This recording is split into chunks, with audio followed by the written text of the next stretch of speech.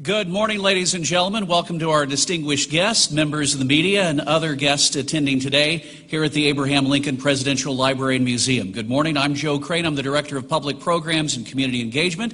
We're so glad to have you here visiting with us this morning as we look forward to a summer filled with fun and families all across the state experiencing everything that Illinois has to offer, and we'll learn more about that here in just a moment. In the meantime, we invite all of you to come visit us at the museum to see the Lincoln legacy told in an incredible way that we've been doing it now for 16 years, and also to see our new exhibit, State of Sound, a world of music from Illinois that celebrates all the great diversity of artists and music and their impact on popular culture for the last 50 to 75 years. I think you'll enjoy the exhibit, and it's part of the regular admission on the museum every day. So, without further ado, let's get things started. Please join me in welcoming our governor for the land of Lincoln, appropriately here at the Abraham Lincoln Presidential Library and Museum, Governor J.B. Pritzker.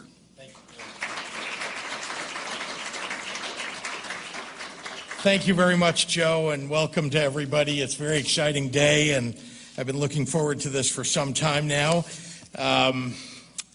I want to express my appreciation to the staff here at the Abraham Lincoln Presidential Library and Museum for hosting us, and I'm very glad to have the opportunity to thank everyone who not only works here at the museum and makes the experience for everybody visiting so terrific, but also all the visitors who come here year in and year out and help make Springfield so vibrant, especially during our summers. And I want to thank the museum for offering, and this is something you may have heard about in the last week or so, offering free admission to anybody who's been vaccinated in May or in June. All you have to do is come, and after having your first dose, not even your second dose, being fully vaccinated, you can come and get free admission. It's an exciting incentive for people, and I know that people will be taking advantage of it and already are. Vaccinations are our best tool to truly end this pandemic, and they're available to anyone right now. If you want to get vaccinated, there is no waiting. You can go get vaccinated today. The faster that we can all get vaccinated, the more likely this summer will be getting us back to normal. Down the street here in Springfield, the General Assembly is hard at work helping our state advance our economic recovery and invest in education and workforce development and health care. And I want to recognize some of the leaders who have taken the time to come and join us today. I hope I get everybody that's joined us. We have a bipartisan group with us. House Speaker Chris Welch, our Senate President Don Harmon, as well as my own state senator, Senator Sarah Feigenholtz, Representative Lamont Robinson, Senator Rochelle Crow, Representative Dave Severin, and all of those folks together lead our tourism committees in the General Assembly. I also want to thank Senator Doris Turner and Representative Sue Scherer for hosting us here in their district. Did I miss any members of the General Assembly? Raise your hand and I'll call on you. Thank you all for joining us today. The Abraham Lincoln Presidential Library and Museum is one of our state's greatest attractions, having welcomed millions of people from around the world. That's why I chose this as the place to announce Illinois' new tourism campaign, one designed especially to meet this moment in our history. After an incredibly difficult year in which the pandemic kept us all close to home and staying apart, life-saving vaccines are bringing us back to life and heading toward a summer of fun and venturing out. Today, I'm proud to launch the Time for Me to Drive campaign, inviting people to see all of Illinois, showing off adventures of all kinds, historic sites and winery tours, state parks and rock climbing, hiking and zip lining, hundreds of craft breweries, and thousands of excellent restaurants across the entire state.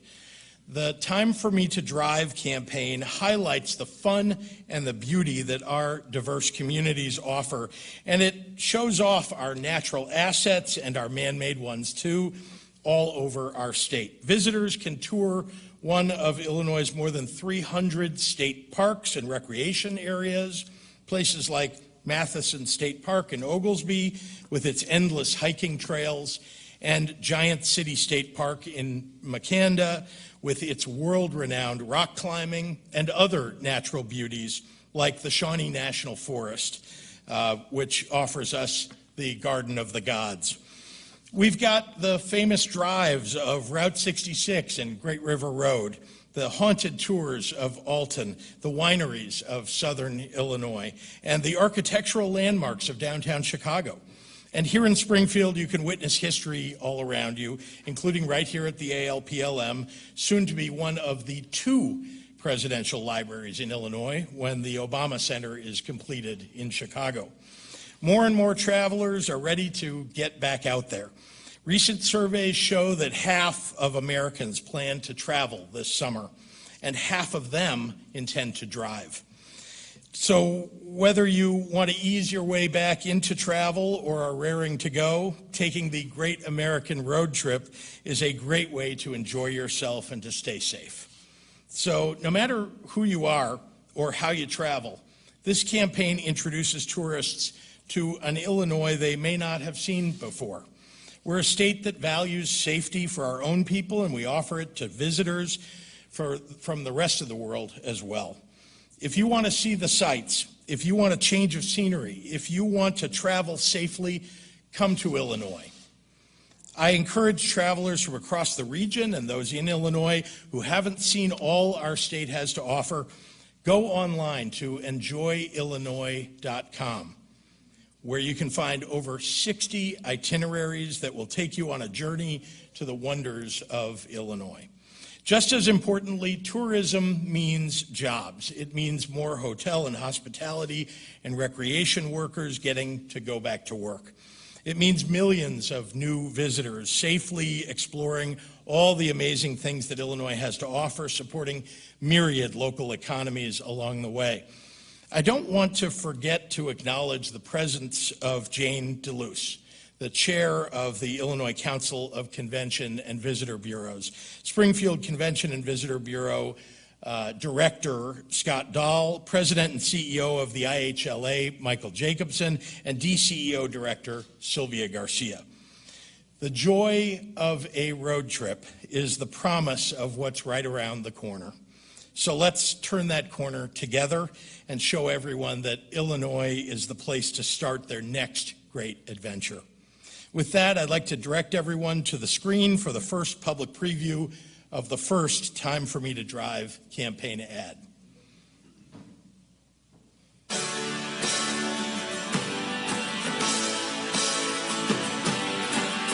Time for me to drive. I've got to set myself free. Time for me to drive. That's just how it's got to be. Illinois, home to the iconic Route 66, the Great River Road, and countless road trips to discover. Find yours at enjoyillinois.com. And I'd like to introduce our Director of the Department of Commerce and Economic Opportunity, Sylvia Garcia. Sylvia?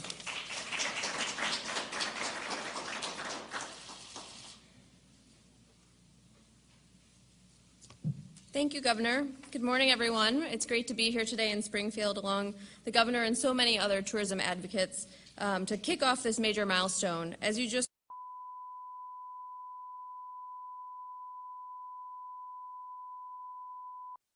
byways that connect us all. From Chicago to Carbondale and everywhere in between, there are so many communities to visit on a road trip this summer in Illinois. We're so excited to be able to make this announcement today, and we really encourage everyone here to check out enjoyillinois.com, where you can find itineraries, trip ideas, travel accommodations, and much, much more about all the things you can experience here in Illinois. In addition to the many sites and attractions we can't wait to welcome visitors back to, today we're also celebrating the important role that tourism plays in our economy. Prior to the COVID-19 pandemic, Illinois welcomed over 120 million visitors every year. And those visitors spent over $40 billion in Illinois. That's billion with a B. I think, unfortunately, last year, as we stopped traveling in order to keep each other safe, visitor spending in Illinois was cut in half. This decline in tourism had a reverberating effect on our local communities and our local economy. That's why Governor Pritzker, from the very beginning in this crisis, wanted to make sure we're providing sufficient relief to small businesses, including tourism and hospitality businesses. This has been a top priority for us at the Department of Commerce and Economic Opportunity and for the governor and the state as a whole. Through the Business Interruption Grant Program, we've directed over $75 million to tourism-related businesses, in addition to $133 million that went to restaurants and bars, which are key destinations in and of themselves. The Time for Me to Drive campaign is not only a milestone in bringing tourism back this summer, it's also part of our ongoing work toward a strong recovery for the tourism industry over the long term.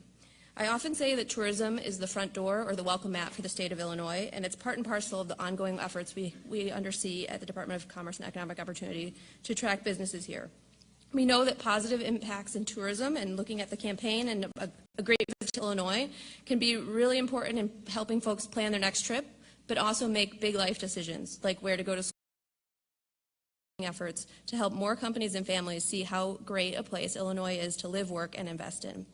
It took many partners to get here today. For months, we've been working very closely with our colleagues at the Department of Health and Department of Public Health, the Convention and Visitor Bureau partners, folks like the Illinois Hotel and Lodging Association, the Illinois Restaurant Association, the Illinois Retail Merchants Association, and last but not least, our great colleagues in the General Assembly, to make sure that we were keeping folks safe and monitoring the latest health and safety data to keep things going.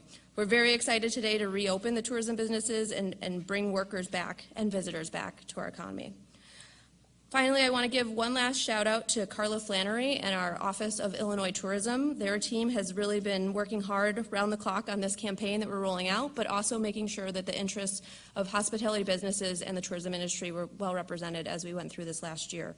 Combined, the efforts of our partners and our team together have us right on track just in time for summer and ready to reclaim our role as an international destination here in Illinois. With that, I'd like to turn it over to one of our biggest advocates for tourism, Speaker Welsh. Thank you so much.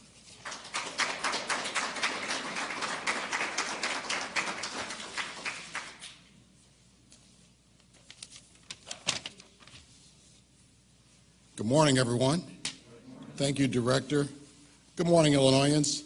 It is so great to see everyone here this morning at the Abraham Lincoln Presidential Library and Museum. It is such a beautiful institution.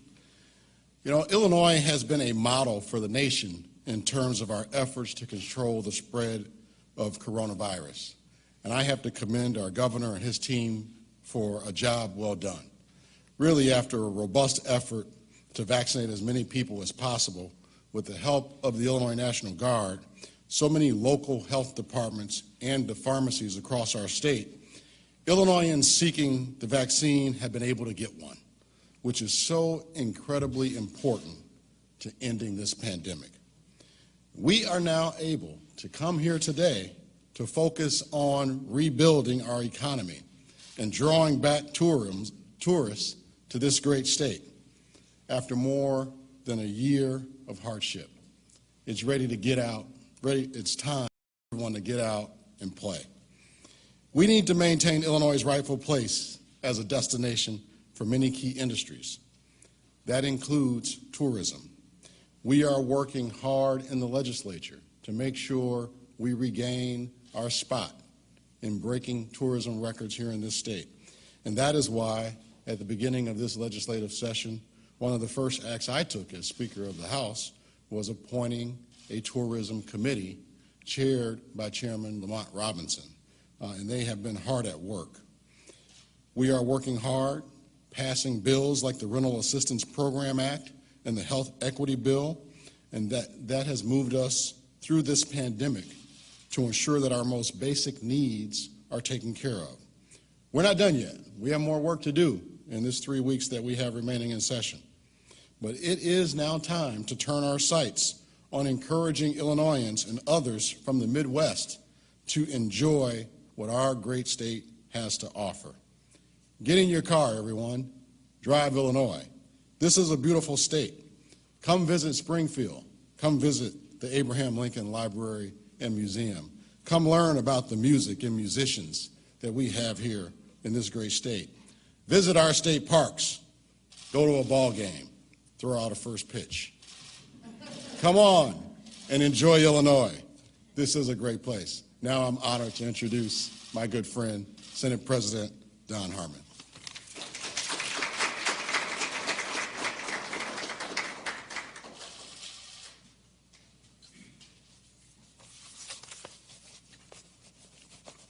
Thank you, Mr. Speaker. It's good to be here with you and the whole assembled crowd. Governor, a great commercial, and props for using an Illinois band, REO Speedwagon, the pride of Oak Lawn and Champaign. Woohoo! Tourism is a vital part of our economy because so many people recognize how beautiful our state is from top to bottom and from side to side. Now, before even seeing this commercial, we walked the walk. My family took a spring break, which turned out to be a vaccination vacation, driving down to southern Illinois to explore Lake of Egypt and Giant City State Park, and it was just fabulous. There are so many wonderful things to see and do in this state. So Illinois is opening for business, and I encourage everyone to be part of it. Get vaccinated and get out there. Now, at the beginning of this General Assembly, just like the House, the Senate, too, created a standing committee on hospitality and tourism, and there was no one better to chair that committee than a tenacious advocate for the restaurants and cultural institutions in her district, the convention industry statewide, and all of our wonderful destinations in Illinois, Senator Sarah Feigenholtz.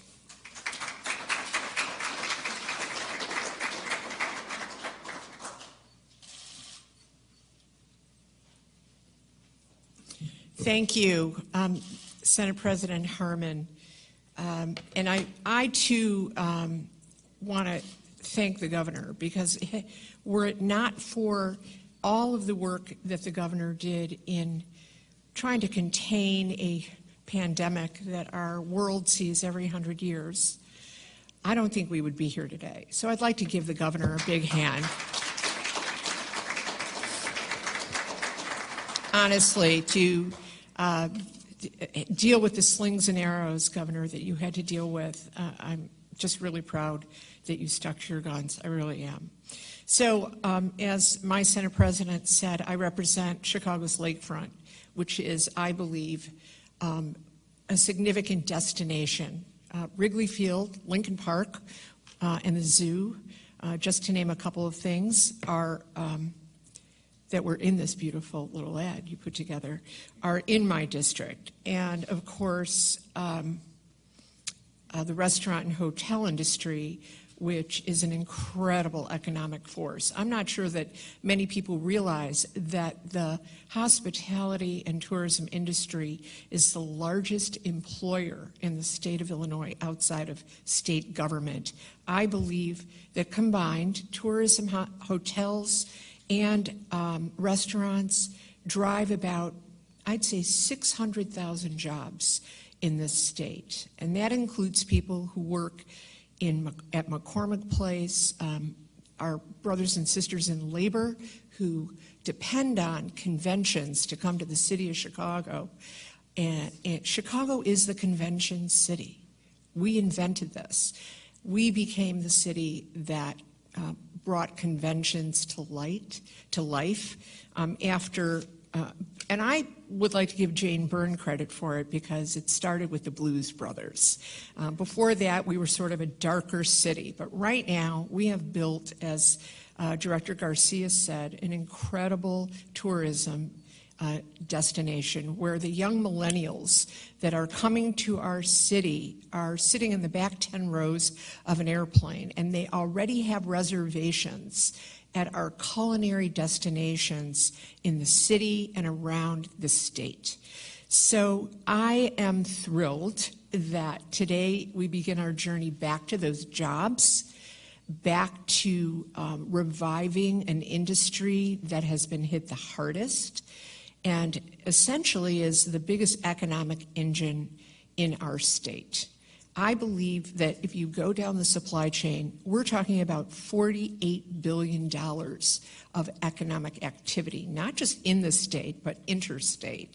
And I think the hotel tax, which is what the tourism budget depends on, is approximately, we bring in over $300 million in hotel tax,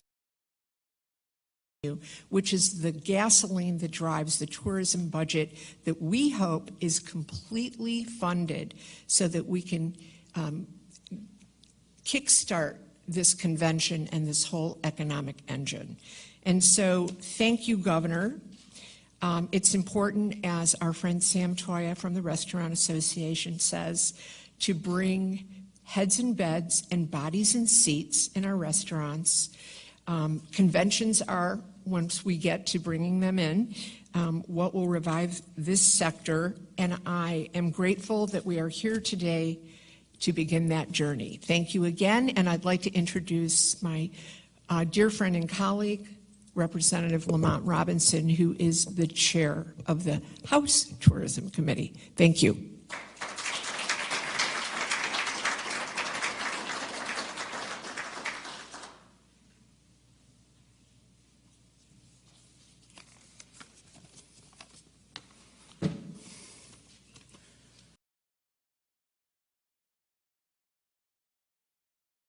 For inviting me here today.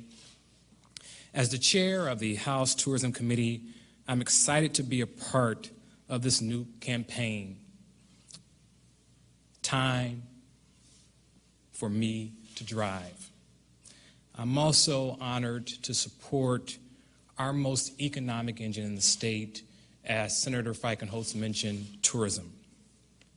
As others have remarked, it has been a tough year for our state since the start of this pandemic. But I want to thank the governor again for being a steady hand through this pandemic and all the challenges that have faced our state. Governor, also, we want to thank you for believing in science and all of the great staff that you have that has gotten us through, again, these challenging times. It has been particularly tough on our small businesses, restaurants, hospitality industry that rely on tourism to facilitate local economic development and growth.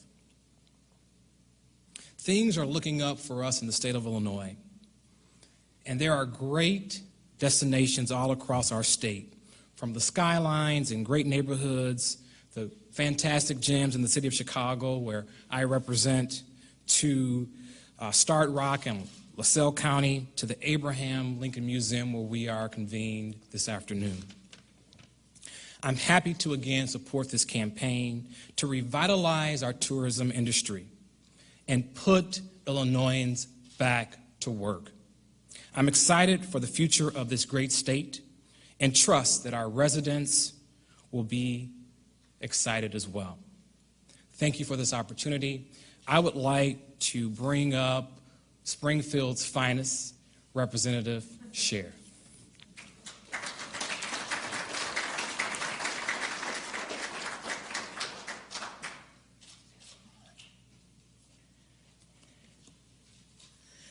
Thank you to my buddy, Representative Robinson and Robbins. I just think it's a very special opportunity for Senator Turner and I especially to be here as the hostesses, I guess you'd say, because this is in our district. And it takes me back to a time when I remember as a child my grandma living at A19 South College, and you know, back in the day it was, you kids go play, we grown-ups will talk.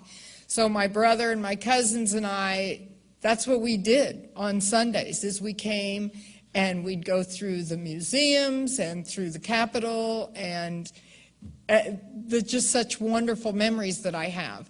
So I think that's probably what brought me to this place as vice chair of the Museums, Arts, and Cultural Enhancement Committee.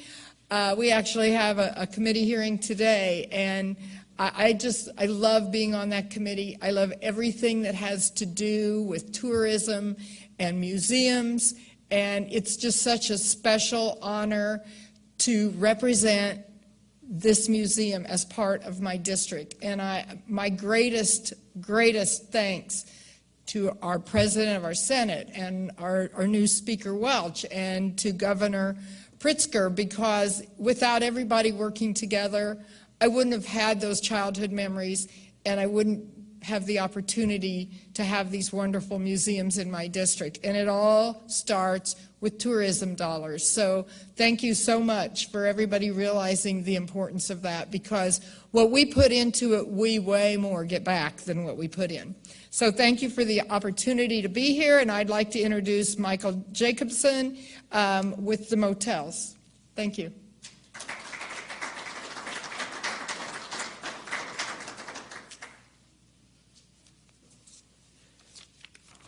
Thank you, Representative.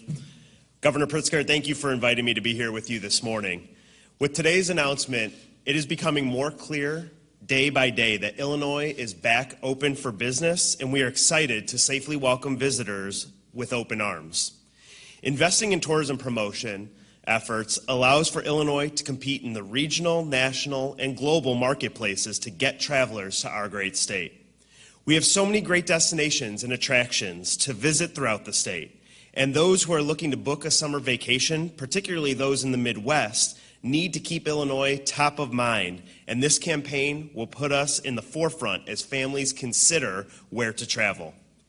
What people rarely realize is that an investment in tourism promotion is an investment in economic development. Promoting tourism helps our economy by getting visitors to stay in our hotels, to eat at our restaurants, shop in our retail stores, buy fuel at our gas stations, and enjoy our amazing attractions. Promoting tourism boosts revenues for the local communities and the state, whether it be the hotel occupancy tax, the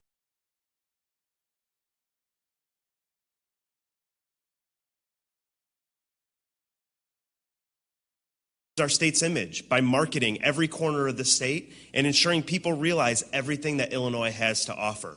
Nobody has ever relocated to a state or moved their family or their business without ever visiting that state. And how many times do we hear from people who visit us saying, I just got back from Illinois, it was amazing there.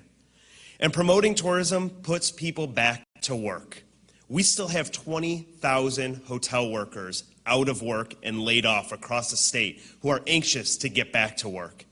Convincing travelers to visit Illinois this summer will lead to the rehiring of these colleagues sooner rather than later. Hotels across the state have taken significant steps to ensure the well-being of our staff and our guests, and we are ready to safely welcome travelers to our properties soon. I'd now like to introduce the chair of the Illinois Council of CVBs, Jane DeLuce.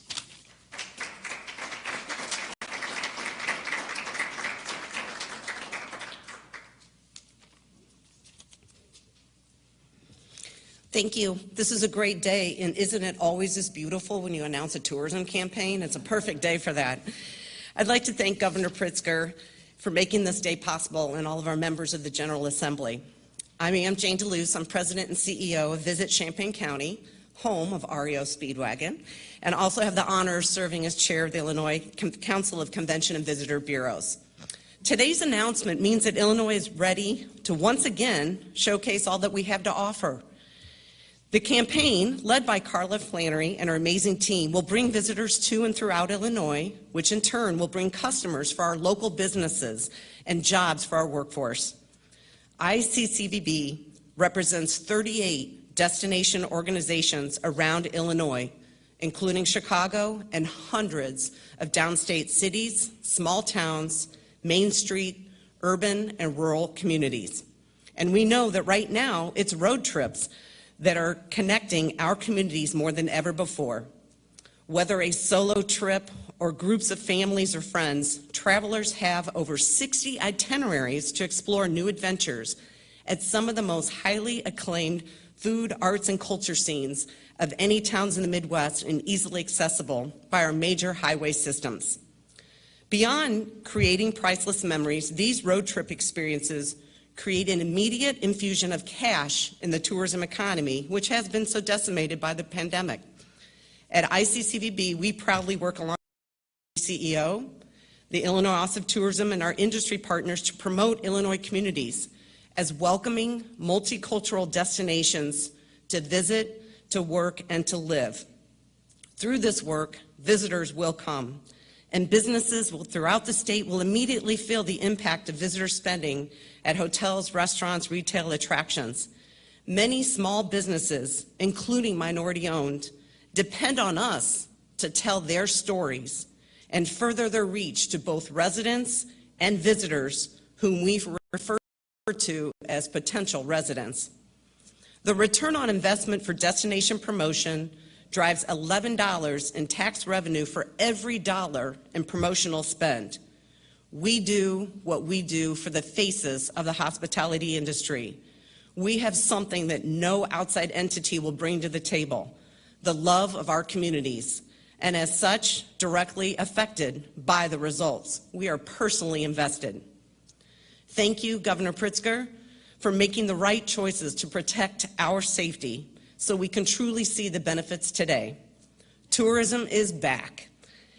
We are essential to Illinois' economic recovery, and we are ready to welcome visitors. Thank you, and I'd like to welcome back Governor Pritzker to answer any questions. Thank you.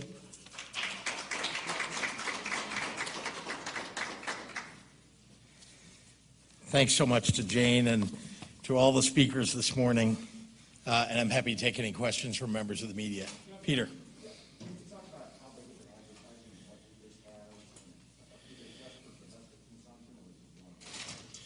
Just domestic consumption, but I'll have our DCEO director give you more detail. Sure. It's a total of $6 million in media. Given the theme of Time for Me to Drive, it's focused on border states in Illinois, so it's playing in 7 states and 18 markets. You may want to stick around somewhere nearby. I'm not sure if there are other questions about the campaign itself.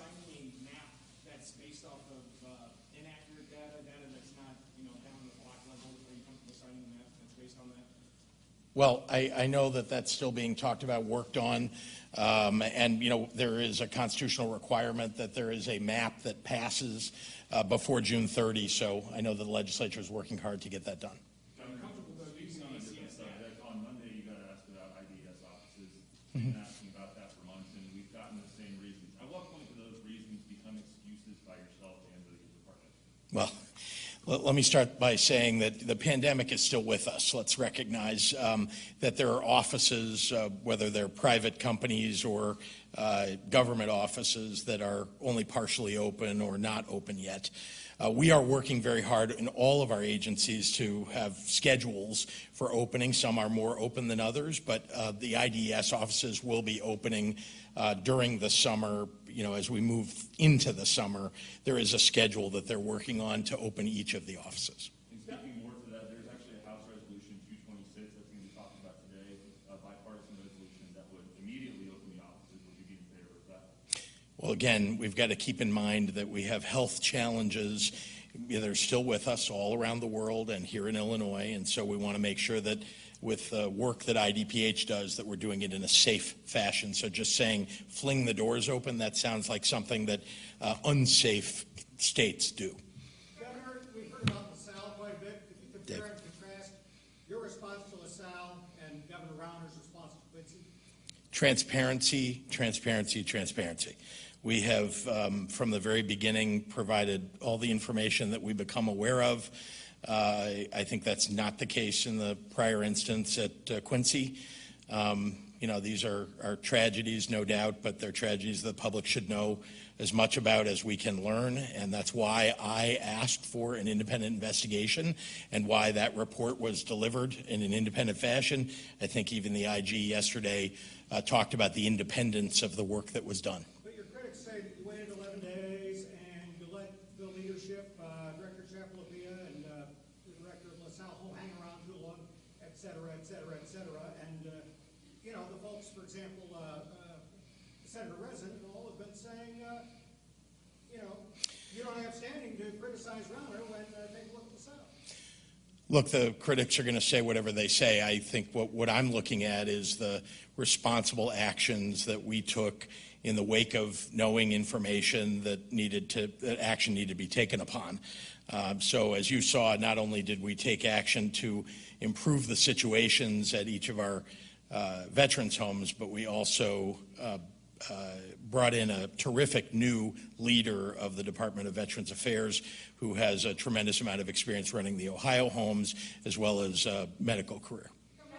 Treasury President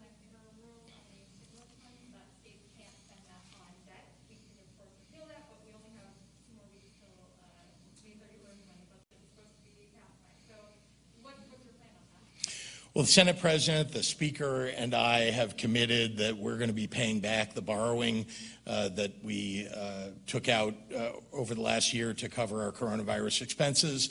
The rules are still being worked on in Washington, as you know, and we are in daily communication with the offices at the Treasury Department that are deciding about those rules. They put out a preliminary rule, and they know, as we do, and this happened, by the way, under the last administration when they had rules around the CARES Act, that there would be adjustments that would need to be made. And so we're following that, trail to make sure that we get everything done that we need to so we can use those. Look, the federal government's sending us dollars and then telling us that we can't then send those dollars back to the federal government to pay for the borrowing that we took out last year. It clearly doesn't make a lot of sense, and so we've talked to the Treasury Department about that. Mark. A lot of the wealthiest Americans saw their share of wealth just explode during the pandemic. Yes. Senator Bernie Sanders said that it would send a terrible, terrible message to voters to reinstate the state and local tax deduction. But you're advocating for that. There are critics who say that would just help the rich. Why is this the right time to reinstate the SALT tax? He only used one terrible, not two. But as far as I know. Look, we live in a state where we know that we have property taxes that are high. As a result of that, there are people in the middle class who fall into this SALT cap challenge. And so we want to lower taxes on, as many of those people as we possibly can. The SALT cap, as you saw, the reason that the largest states most affected is because we're the ones who have higher property tax burdens on our middle class. So that's who we're trying to alleviate the challenge for. Yes. I'm sorry, I didn't hear the beginning of that. Surrounding states are putting an end to federal funding for residents collecting unemployment benefits, so Illinois is all in that direction. Look, our job here is to make sure that we're creating jobs and helping people to rebuild the lives that they had before the pandemic.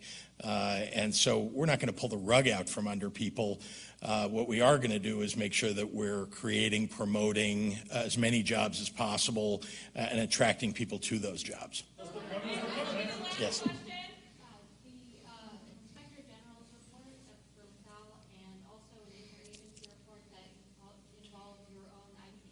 Yes. Found that the recommendations that were made after the Auditor General's report from Quincy had not been implemented. Specifically, recommendations that all of the veterans' homes implement uniform infection control policy. So why were those recommendations not implemented? How is that showing that your administration is responsible? Look, I'm upset and extraordinarily disappointed that the leadership at the Department of Veterans Affairs did not make the corrections that were suggested in that report and others that should have been done. But we've, as I said, we've looked at all of those. We've looked at all of the recommendations and suggestions that came out of the independent IG report, and we've made the improvements or are in process of continuing those improvements under the new leader. Yes, Mike. We have a proposal for the emergency housing assistance that has both chambers now sitting on her desk. It has some timely provisions in there. Are you signing that soon to get people the help that they need? Stay tuned. Thank you.